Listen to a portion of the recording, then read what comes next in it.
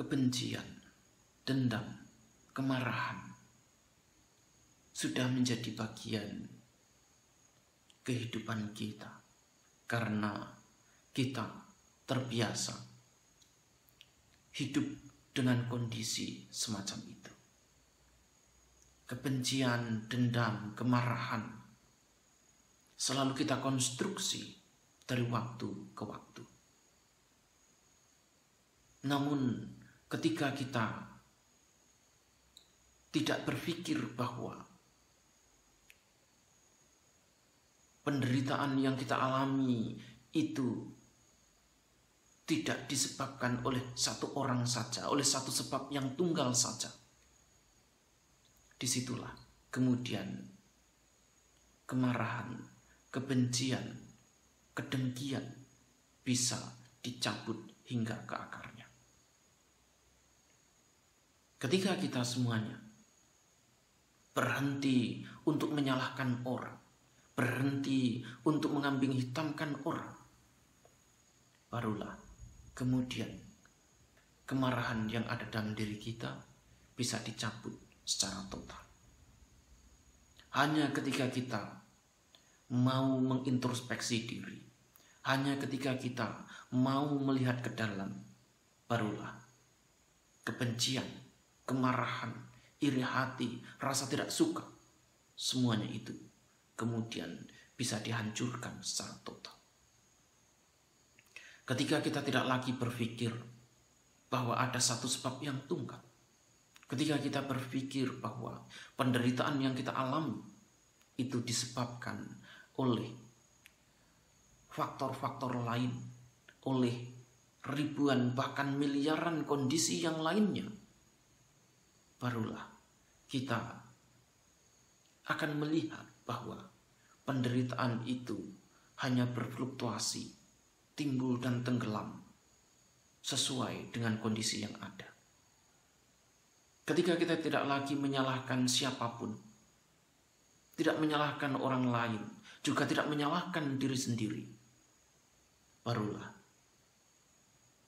penderitaan itu akan berangsur-angsur lenyap dari dalam diri kita.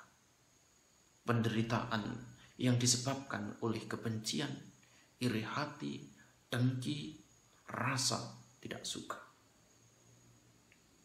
Kebencian yang begitu mendalam terpatri dalam diri kita akan lambat laun memudar ketika kita semuanya mampu melihat kenyataan bahwa penderitaan tersebut timbul karena adanya kondisi yang cukup. Penderitaan tersebut timbul karena adanya faktor-faktor yang mendukung. Dan tidak bisa hanya ditumpukan pada kesalahan orang lain ataupun kesalahan pribadi kita. Oleh karena itu sangat penting untuk memegang prinsip bahwa tidak ada sebab yang tunggal. Dan inilah yang kemudian menjadi inti ajaran Sang Buddha. Dalam Dhammapada syair keempat ini, Sang Buddha memberikan penekanan bahwa ketika seseorang tidak lagi berpikir, dia menghina saya, dia mencela saya, dia memaki saya, dia mengalahkan saya, selama itu pula kemudian penderitaan akan bisa dicabut akarnya.